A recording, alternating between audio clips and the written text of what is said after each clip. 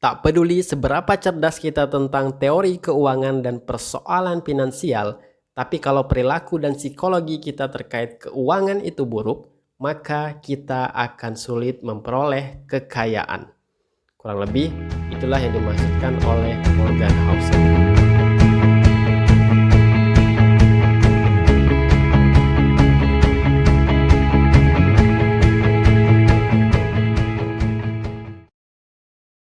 Kepedulian masyarakat kita soal finansial tampaknya mulai meningkat. Hal ini dapat dilihat dari hasil survei Otoritas Jasa Keuangan atau OJK yang melaporkan bahwa di tahun 2019, indeks literasi keuangan atau pengetahuan dan keterampilan dalam mengelola keuangan pada masyarakat Indonesia mencapai 38,03%. Meski persentase ini tidak begitu tinggi, angka ini mengalami kenaikan dibanding tahun 2016 yang hanya sebesar 29,7%. Selain berdasarkan data di atas, peningkatan ini juga terlihat dari semakin banyaknya informasi dan edukasi mengenai keuangan yang muncul di berbagai media. Di media sosial, ada banyak akun yang membahas tentang bagaimana mengatur dan merencanakan keuangan, begitu pula di media cetak, baik itu dalam bentuk majalah dan buku. Nah, bicara tentang buku, baru-baru ini ada satu buku yang cukup populer tentang keuangan. Buku tersebut berjudul The Psychology of Money yang ditulis oleh Morgan Housel. Ia merupakan mantan kolumnis di The Wall Street Journal dan The Motley Fool, perusahaan-perusahaan yang memberikan nasihat keuangan dan investasi. Berbeda dengan buku-buku finansial lainnya, buku yang telah mendapat predikat internasional bestseller ini berfokus pada aspek yang lebih mendasar, yaitu tentang bagaimana psikologi manusia ketika berhadapan dengan uang. Sudut pandang seperti ini mulai ia gunakan ketika ia menulis pertama kali tentang keuangan pada tahun 2008. Saat itu, krisis ekonomi tengah berkecamuk dan para ahli cenderung menganalisisnya dengan menggunakan teori dan hukum ekonomi semata. Alhasil, penjelasan mereka menjadi terlampau mekanistik dan abai terhadap watak pelaku utamanya, yaitu manusia. Bagi Housel, penjelasan dari para ahli itu akhirnya menjadi kurang memuaskan. Untuk itu, ia lalu mengajukan cara pandang yang berbeda. Ia meyakini bahwa akar permasalahan ekonomi sejatinya terletak pada perilaku dan sistem berpikir manusia atau masalah psikologis manusia. Pandangannya tersebut akhirnya bertahan hingga sekarang, dan premis buku ini ialah tentang hal itu. Lebih jelasnya, Housel mengatakan mengelola uang dengan baik tidak ada hubungannya dengan kecerdasan Anda dan lebih banyak berhubungan dengan perilaku Anda. Dalam kasus yang lebih konkret, ia menjelaskan, untuk memahami mengapa orang terjebak utang, Anda tidak perlu belajar suku bunga. Anda perlu belajar sejarah ketamakan, kegelisahan, dan optimisme. Intinya, tak peduli seberapa cerdas kita tentang teori keuangan dan persoalan finansial, tapi kalau perilaku dan psikologi kita terkait keuangan itu buruk, maka kita akan sulit memperoleh kekayaan. Kurang lebih, itulah yang dimaksudkan oleh Morgan Housel. Jadi, memahami psikologi manusia ketika menggunakan dan mengelola uang merupakan hal fundamental sebelum kita berbicara mengenai strategi dan teori keuangan.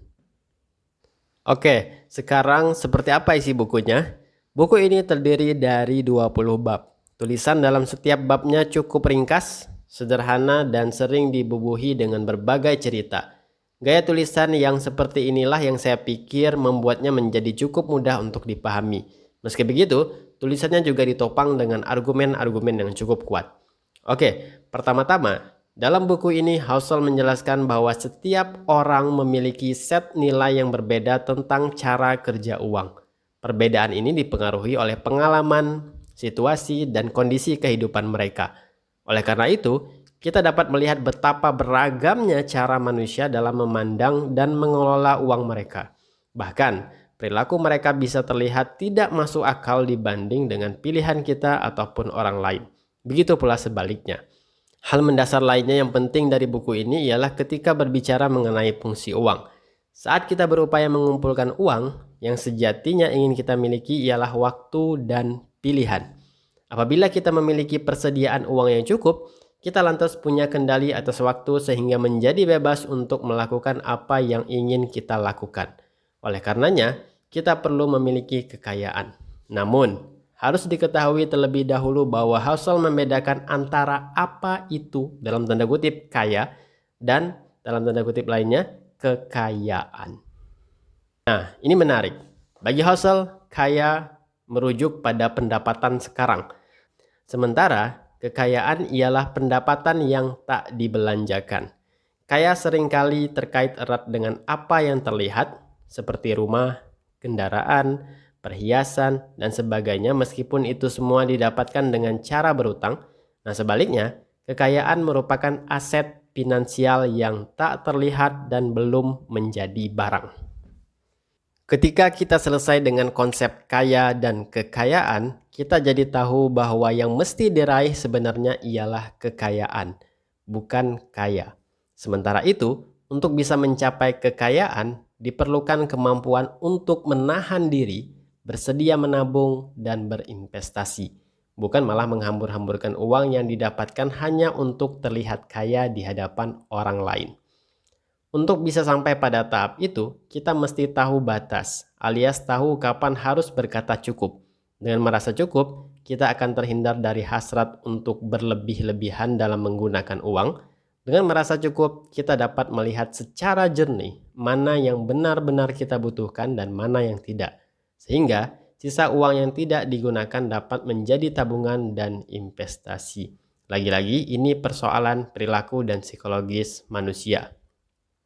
Ketika kita hendak melangkah ke tahap menabung dan berinvestasi, kita mesti yakin terhadap kekuatan penumpukan.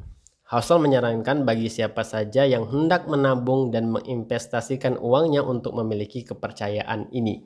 Ia mencontohkan bagaimana Warren Buffett, investor terkenal itu, kesuksesannya dalam dunia investasi didasarkan pada kekonsistenannya. Buffett sudah memulai semuanya sejak kecil. Lamanya waktu yang ia jalani inilah yang melahirkan penumpukan.